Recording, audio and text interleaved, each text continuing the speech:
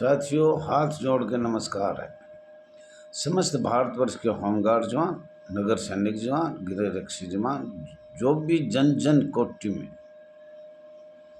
हाथ जोड़ के नमस्ते करता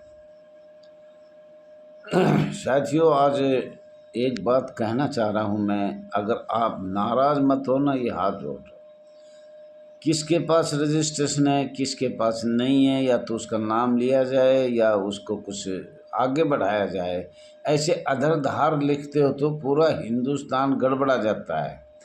सरकार में हमारी छवि खराब होती है। अगर ये आपस में ही झगड़ा कर रहे हैं तो ये सरकार से क्या लड़ेंगे। आज 1 जुलाई है। ये हाथ जोड़ के कर लो कि कभी भी ऐसी बात किसी के बारे में ना लिखे जो दुखदाई हो पूरे भारतवर्ष के होमगार्ड जवानों को, नगर सैनिक जवानों को, या किसी को भी। अगर किसी से बात ऐसा करना है तो उनसे सीधी किया जाए। कृपया करके ये बात मैं हाथ जोड़ के कहना चाह रहा हूँ। हमें काफ़ी अभी ये आया तो ऐसे एक डाल देता है तो वो पूरे हिंदुस्तान में घूम जाता है। ये तो आपको पता है, एक ऐसा माध्यम हो गया, अब एक शब्द भी गलत बोल दिया तो पूरे हिंदुस्तान में छवि खराब हो जाता है। इसलिए सबसे हाथ जोड़ के मेरी प्रार्थना है, अगर आपस में बात किया जाए तो बहुत हमारे पास 200 साल गुलामी का बेड़ा है। किसी के बारे में बात कर लो, अंग्रेजों के, ब्रिटिश सरकार के कितने कानून हमारी संस्था पे हैं। कौन कौन सा काला कानून है, कौन अंग्रेजों ने क्या क्या किया, संविधान पहले बनाया या बाद में बनाया, या अंग्रेजों के संविधान के अनुसार, संयुक्त राष्ट्र अमेरिका के अनुसार, अफ्रीका के कितने देशों को, और कितनी भाषा, फ्रेंच भाषा या और मतलब अनेक पढ़ने के लिए हमारे पास इतना समय होना चाहिए, हम उन पर ध्यान दें। फिर जनता के लिए बने हैं, हम जनता की सेवा करने के लिए बने हैं। जनता जिसने भी होमगार्ड लिख रखे है वो पूरे हिंदुस्तान उससे बात कर सकता है, और इसमें नाराज भी ना हो। जो बात करे फ़ोन उठाए, कई तो फ़ोन भी नहीं उठाते हैं। फ़ोन उठाओ और बताओ। अब सबसे ज़्यादा हमारे all India home guard welfare association phone आ रहे हैं, रजिस्टर नंबर 34,987। साथियों, ये ध्यान रखना है, तो उसको हमने जवाब देना पड़ता है। क्या ये इतनी यूनियन प्रदेश में चल रही है, कोर्टशिप चल रही है, उनसे भी ज़रा कभी कभी प्रश्न पूछ लिया करो। और ऑल इंडिया होमगार्ड भी इतने नहीं है, ये भी एक मजदूरी करता है। सब हमारे भाई, कोई 12 घंटा, कोई 10 घंटा, कोई 24 घंटा, कोई 16 घंटा, ये सब ज़्यादातर निकाले हुए हैं। और जो वेतन ले रहे हैं उनको लेट मिल रहा है। मुझे पता है 3 महीने, 4 महीने, 6 महीने में मिल रहा है, पर उनको ये तो है कि उनको मिलेंगे। और कुछ रोड पे खड़े हुए कोई भी चिंता करनी चाहिए। रोड पे जो खड़े हुए हैं भाई, वो निकाल दिए 5, 10, 15 साल नौकरी करके, उनका हमें क्या इंतज़ाम करना चाहिए। क्या सरकार को लिखें या न्यायालय में जाए, या कहाँ उसकी कार्रवाई हो सके। और अधिकारियों की कार्रवाई हमें देखनी चाहिए। ये जब इतनी तानाशाही कर रहे हैं तो ये कौन सा कानून है। साथियों, छोटी छोटी प्रश्न लेकर हमने आपस में बात करना चाहिए। वे PF फंड 1952 में लगाया था, वो आज तक भारत में किसी भी प्रदेश में लागू है, किसी में नहीं है, तो ये पूरे भारत में लागू होना चाहिए। किस आज के समय कौन सा प्रदेश ऐसा है जहाँ 400, 450 रुपये मिलता है, और कौन सा प्रदेश ऐसा है जो बोल से पहले ही हमारे ही दलाल या हमारे कुछ लोग ऐसे हैं, वो जी उसके बारे में बोल रहा था। सबसे कमज़ोर गुजरात है, जहाँ से सरकार दिल्ली में बैठे चला रहे हैं। तो उन लोगों को तो सोचना चाहिए, हमें उन लोगों के बारे में हमें ये सोचना चाहिए। वो इतने हैं कि आज भी वो आपस में बातचीत नहीं कर पाएंगे। माननीय SDM, DM वगैरह, उसको बोलने से पहले सस्पेंड कर दिया जाता है। तो आपने ये बात करनी चाहिए कि भाई किस किस प्रदेश में कितना वेतन मिल रहा है, सबसे कम किस कहाँ मिल रहा है। पूरे भारत में एक नियम बनना चाहिए।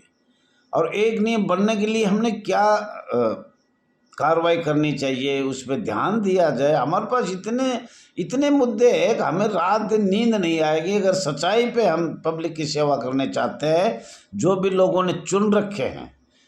या लोगों से मैं कहता हूँ जो 6 महीने में लेखा जोखा नहीं देता, 1 साल में लेखा जोखा नहीं देता, तो पब्लिक उनको ध्यान ना दे। अच्छे आदमी को चुनो, अच्छे आदमी आगे आए, सबकी चिंता करे, पूरे भारतवर्ष की चिंता करे, अगर क्या हो रहा है।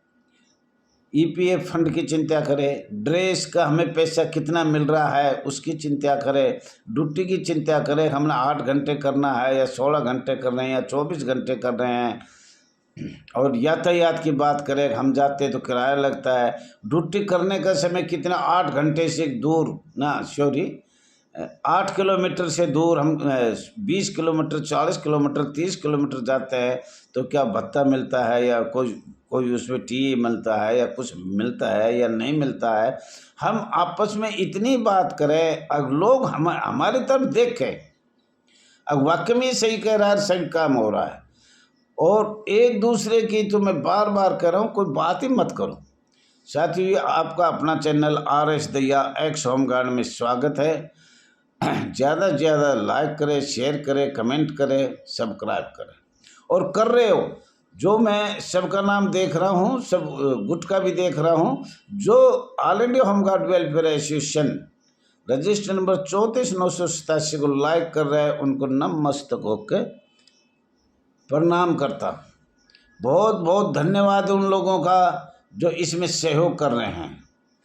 और हमारे पास साथियों इतने पर्सन हैं, जैसे कोई भी आप उठाए, अगर हमारा भारत सरकार वार्षिक बजट पूरे हिंदुस्तान का बताए या प्रदेश का अलग अलग बताइए, हमारा वेलफेयर फंड जो कटता है उनके बारे में बात किया जाए, मतलब इतने पर्सन है। क्या हम स्वयंसेवक क्यों है, कर्मचारी का दर्जा तो वैसे ही है, स्वयंसेवक का दर्जा कहीं भी सरकार में लिखा हुआ नहीं है। श्रमिक है, मजदूर है, और कुछ है, भारतीय संविदा अधिनियम 1872 है, कॉन्ट्रैक्ट इंडिया कॉन्ट्रैक्ट है, तो स्वयंसेवक कहाँ से आ गए और स्वयंसेवक का अर्थ क्या है। और साथियों, अंग्रेजों से पहले मैं ये दावा करता हूँ, प्रथम विश्व युद्ध में हमारे भारतीय जवान भर्ती हुए, स्वयंसेवक के रूप में हुए, टेरिटोरियल प्रादेशिक सेना, मतलब इन पे सब पे हमने देखना चाहिए, खोजना चाहिए। आपके पास बड़ा मोबाइल है, उसमें गूगल पे देखा जाए क्या हो रहा है, हमारे साथ क्या हुआ था। और 1860 IPC 1860 का 45वां क्या है, और 1860 का 45वां धारा 21 क्या है।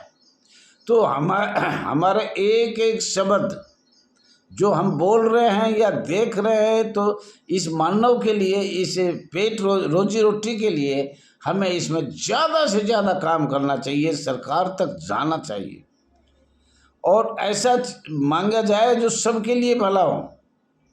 और ये ध्यान रखना चाहिए, भाई स्टेट लेवल की कौन कौन सी है पर्सन, उसको ज्ञान करो। माननीय CM के अधिकार में कौन कौन सी आती है, माननीय महामहिम राज्यपाल के अधीन में कौन कौन सी आती है, महामहिम उपराज्यपाल के अधीन क्या क्या आता है, और केंद्र को क्या क्या आता है। जैसे कि आपका EPF फंड केंद्र से है, आपका समान कार्य समान वेतन, ये केंद्र का काम है, मंजूरी दिया जाए। और पूरे भारत में एक नियम बनाना, जैसे अब अलग अलग प्रदेशों में अलग अलग नियम है, अलग अलग एक्ट है, अलग अलग अनुसूची है, अलग अलग परिसीमन है। और साथियों, ये और भी एक बात है, 750,000 लोगों पे एक जवान किया जाता है। आपको ये भी ध्यान करना चाहिए कि हम स्वयंसेवक है तो कैसे बने। पब्लिक के जितनी है उनके हिसाब से उसी स्टेट में उतने ही स्वयंसेवक लगाए जाएंगे। होमगार्ड तो तुम्हारा बुरा नाम है, कौन कहता है तुम होमगार्ड हो। और ये 1918 1900 में ना 1900 में 1919 में और 1922 में 1908 में, ये कुछ ऐसे उन सनों को भी हमें देखना चाहिए। नेता सुभाष चंद्र बोस ने क्या किया था, और अखिल भारतीय कांग्रेस कमेटी ने सब कुछ दबा दिया। ये नेता सुभाष चंद्र बोस जिसने आज़ाद फौज बनाई थी, सारे चाहे पीआरडी हो चाहे होमगार्ड हो, ये सब उसको बनाए थे भाई घर का मतलब अपने प्रदेश में कार्य करेंगे। और वो बात हम छोड़ के हम क्या कहते हैं, भाई उसके बाद रजिस्ट्रेशन नहीं है, उसने ऐसे किया, उसने हमें जेल में भिजवा दिया, हमें पुलिस में पकड़वा दिया। अरे भैया कोई किसी को नहीं पकड़ा, कानून है, सबका कानून बना हुआ है। आपसे बार बार हाथ जोड़ो, ऐसी बात मत लिखो, आपस में बात करो। हमारे बहन भाई तो ये मैं बोल रहा हूँ, इनमें कोई भी पर्सन मेरे से छूट भी गया होगा, मैं ये नहीं कह रहा, तो उन पे बात करो, जो हमें समस्या है उन पे बात करो। भाई हमें 60 साल तक रोजगार दिया जाए, बीच में हमारा ये बार बार रोटेशन, इनरोलमेंट, नामांकन, ये अनेक प्रकार की सुविधा क्यों लगाई, और हमें कोई भी ऐसी सुविधा नहीं है जो आराम से मिलता है। अगर हमारे जवान शहीद हो जाते तो हमें केस करना पड़ेगा, कोर्ट माननीय न्यायालय में जाना पड़ेगा, माननीय कोर्ट में जाना पड़ेगा। अरे ये सब सुविधा, हमारे हाथ अंगहीन हो जाते हैं, पैर कट गया, हाथ कट गया और कान चला गया, आँख चली गई, तो उनको हम कैसे लें। और उस पब्लिक, उसको जो चुने हुए उन लोगों को चाहिए कि हम इसकी ये सहायता कैसे दिलाए। ऐसे नहीं भाई 100 रुपये इकट्ठे करके हमें 20,000 दे दिया, ये गलत है। वो तो दो, मैं ये नहीं कह रहा, लेकिन सरकार का पूरा रिजल्ट देखो। भाई सरकार, हम ड्यूटी पे खड़े हैं, खड़े होने के बाद हमें एक सरकार की जो कानून है उसके हिसाब से हमें मिलना चाहिए, लेकिन उस पर ध्यान नहीं दे रहे, कोई किसी प्रकार की बात पे ध्यान नहीं दे रहे। हमें जनता की सेवा कैसे करना है। और आज भी मैं कहता हूँ, बार बार मैंने हाथ जोड़े कि जनता की सेवा होनी चाहिए, जनता की सेवा होना चाहिए। अलग अलग नियम कैसे बने पूरे केंद्र शासित प्रदेश में और प्रदेश में और विंग बॉर्डर में, इस पे ध्यान दिया जाए। अरे आपके पास इतना टाइम है कि 1 घंटे तक भी आप, मतलब समय आपके पास इतना नहीं है, तुम किसी से बात कर सकते हो, लेकिन पता नहीं फालतू बात करने के लिए कहाँ से आ रही है। और इतने चल रहे हैं अध्यक्ष, होमगार्ड कम है और नेता प्रधान ज़्यादा है, फिर क्यों नहीं हो रहा। मैंने इतने दिन चैनल चलाते चलाते हुए किसी 2-4 को छोड़ दे, मैं जानता हूँ उनको, जैसे कभी कभी प्रेमपाल आ गया, और भी कोई आ जाते हैं, अन्य इत्यादि आ जाते हैं, कभी पार्वती भी आ जाती है, एक महिला तो एक आधी आती है, कोई जिसको लगन है। अगर हम अर्धसैनिक बल थे या नहीं थे तो कब बने, क्यों हटे, क्या हुआ, वो एक बहुत कम प्रतिशत है। साथियों हमें बात करनी चाहिए तो ऐसी करनी चाहिए जो सबको अच्छी लगे, सबको अच्छी लगे। तो साथियों आज मेरा यही कहने का मतलब है, आज 1 जुलाई को ये शपथ लिया जाए, हम कभी भी फालतू बात इसे मोबाइल पे, टेलीग्राम पे, व्हाट्सएप पे एक दूसरे की काट छाट ना किया जाए, ताकि हमारी संस्था की छवि खराब होती है। एक ये भी ध्यान रखें, एक मीटिंग कर रहा है दैया जी, तो उसी दिन मत करो, 10 दिन आगे कर लो, 10 दिन पीछे कर लो। कई बार बोलिया भी है। और नेता नहीं है हम अपनी रोजी रोटी पब्लिक की सेवा करने के लिए है, पब्लिक की सेवा नहीं हो रही है तो कोई जीना नहीं है। और साथियों तुम भी जवानों साथ रखो, अच्छे आदमी को परखो, देखो, तुम देखना चाहते हो, करना चाहते हो तो अपने दिमाग से सोचना चाहिए। थैंक यू साथियों, कोई गलती हो तो क्षमा चाहता हूँ।